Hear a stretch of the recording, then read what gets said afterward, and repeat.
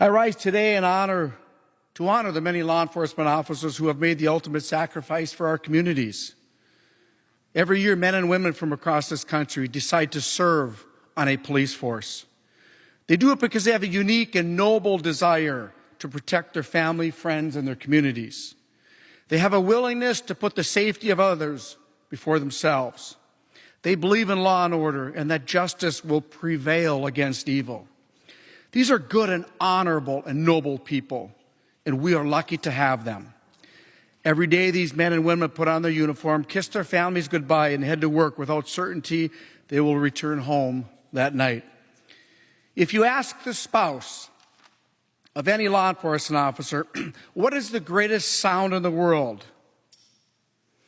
And they'll tell you, when their loved one takes the Velcro from the bullet-resistant vest in the morning after duty, and it scratches like Velcro does, and it wakes them up. They know their loved one is home from a night of hard work. They know their loved one arrived home alive.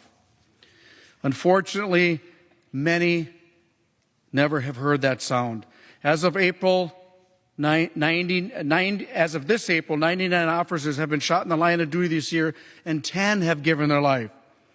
It is clear the dangers of the job are huge, but they are an acceptable part of this profession. What disgusts me, however, is the 27 ambush-style attacks.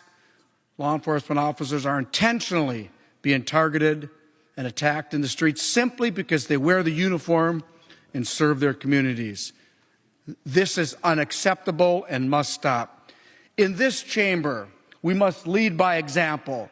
We must respect the rule of law. We must thank and stand with our law enforcement officers. We must call on others to do so as well. Only then will we truly honor the memory of those we have lost. As a police officer for 23 years, it is my privilege to speak about the law enforcement profession and the men and women who wear the blue and the brown. They are some of the greatest people I have ever known, and I will use my time in Congress to honor them the best I can.